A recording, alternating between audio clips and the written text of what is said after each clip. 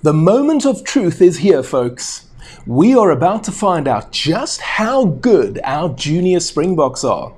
And in this episode, you are going to get a front row seat to the ultimate South Africa versus England Under-20 World Championship preview. Let's begin by taking a look at the two teams that the coaches have named, starting with the Junior Boks. In the front row, we have Simphiwe Ngobese, Siposetu Mnebelele and Herman Libbe. That is the same front row that packed down against Australia 5 days ago. Riley Norton is our captain. He's partnered by JJ Taron in the second row. Tola Nyali, Batobele Hlekani and Wandile Mlaba are the loose trio, all three of them fantastic players. I'm particularly fond of Hlekani. Now let's move on to the back line. Hashim Peed, a man who, if he doesn't go on to become a full Springbok, I'm going to be very disappointed. He's our scrum half, partnered by Vusi Moyo as the other halfback, or fly half in this instance. On the wings, we have Sian Dlozi, and we also have Cheswell Ewerster. And in the centres, one change to the starting lineup. Albie Bester will be partnered by Gino Cupido, who comes in for Dimitri Erasmus, who has an illness. And Guillermo Mentu completes the starting 15. He will be our fullback.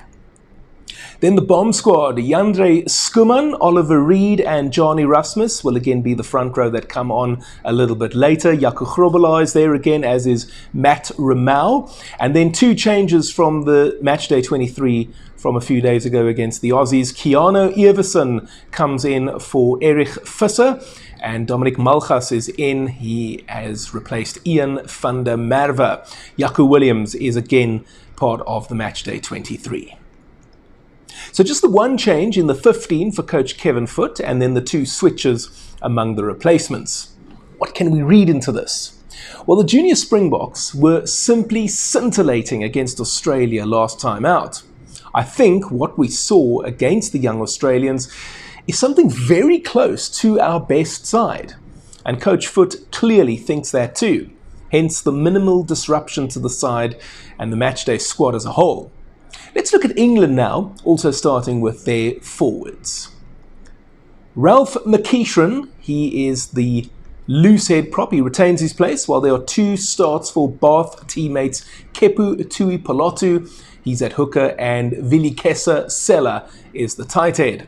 Olamide Sodeke of Saracens also comes into the starting 15 in the number 4 jersey, which means that co-captain Tom Burrow moves to 5. He played at 4 against Scotland. That is to accommodate Sodeke. Connor Treacy is another man who gets his first start at this tournament for the English. He's in the number 6 jersey. That's their blind side, remember. Open side, their 7. That's Samuel Williams. And Kane James completes the back row. Now let's look at the backline players for England. Johnny Wyman is number 9. Ben Cohen is the fly half. Jack Bracken switches to left wing, and that is with Tyler Offia left out. I'll come to the right wing in a moment, because Nick Allison, there's two Nicks actually. Allison, he's been brought in to start alongside his Exeter teammate Nick Lilly. 2 Nicks for England, 2 Nicks for Exeter. I said I'd speak about the right wing, and there he is, Ben Redshaw. He's the other co-captain. I'll speak a little bit more about him in a moment. And then Josh Bellamy is the fullback. These are the England replacements. Alfie Longstaff, Ollie Scholar and Tyre Raymond are the replacement front row. Then you got Junior Kapokku, Aidan Ainsworth Cave, Archie McParland, Campbell Riedel and Noah Kaluri. So coach Mark Mapletoft has made 6 changes to his starting 15 from the side that dismantled Scotland 56-19. 4 of the 6 changes are in the pack. Now that's interesting from 2 perspectives. One, the English pack was pretty much taken to school by the Scots. And 2, half of his pack will be fresh for the Junior Springboks encounter.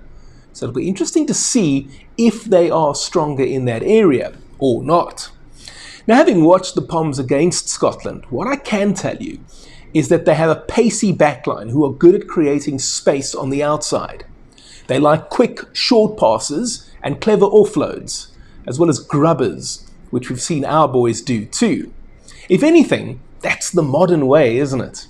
teams attack in pods, but now we're seeing a clear intent to get the ball wide as quickly as possible to disrupt opposition defenses, i.e. creating space. And the other thing we're seeing, intentional tactical kicking. We've seen several kick passes for years now. Think of Marnie Lebok at the last Rugby World Cup against Scotland. Any half-decent fly-off can do that now. But we're also seeing chips and grubbers utilised very effectively.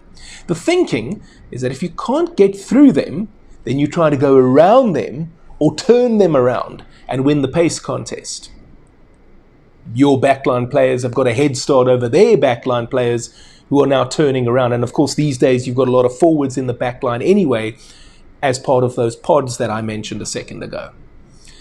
I'll tell you another thing I picked up about England, and that is that their co-captain in the backline, Ben Renshaw, he is a dangerous runner. So look out for him. Their player that impressed me the most against Scotland was, surprise, surprise, a loose forward, their number 8, Kane James. This boy is a strong runner and ball carrier. Having said that, I think we should be looking to target them at scrum time. Their pack was borderline bullied by Scotland. We saw against Australia that our boys have got a decent scrum. So that could be an area for us to target. The problem, of course, is that there aren't that many scrums these days. But it's still an area where I think we could dominate them. For example, if we can get 8 scrums in this match, and we can hurt them 5 or 6 times, that would represent success. I mentioned Kane James, but we too have big, strong loose forwards who are strong runners and ball carriers. Think Batu Hlekani, for example. So I think if we can gain the ascendancy up front, then that is going to help us secure good front foot ball.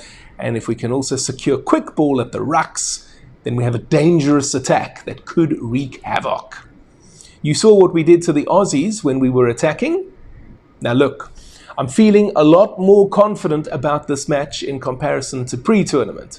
If you missed my preview episode before the Australia match, I indicated that that match was an absolute must-win. I believe the English are the favourites in this pool. England have become a very strong under-20 team over the last few years.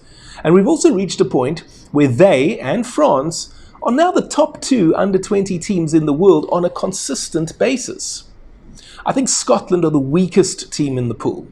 So anticipating a defeat to England and a win over the Scots, that means that if we were to stand any chance of reaching the semi-finals, beating Australia was non-negotiable. And we didn't just beat them, we pulverized them. They were crying for their mummies. So having said all of that, I'm now in a position where I have to declare what I think is going to happen in this match against England in Rovigo. Well, guys, I'm going to be honest, I'm nervous. I really am. I'm also experiencing serious internal conflict. My head still thinks England, but my heart says South Africa. So I'm going to do the most South African thing I can possibly think of. Here's my prediction for Friday's match. South Africa 25, England 24. That's right, guys. A 1-point win for the Junior Springboks. Because why not? So what do you think? After that annihilation of the baby Wallabies, have the Junior Springboks shown that they are the real deal? Or do you suspect we might come crashing down to earth against a far superior opponent? Let me know in the comments section down below. And while you're down there, why not help me out with a super thanks? That's the heart button with a $sign inside of it. You'll be able to make a highlighted comment. I'll hit the love button on your comment, and I promise to reply as well. You'll also have the opportunity to make a small donation to my channel. It's whatever you want it to be. It can be 10 Rand or 10,000 Rand.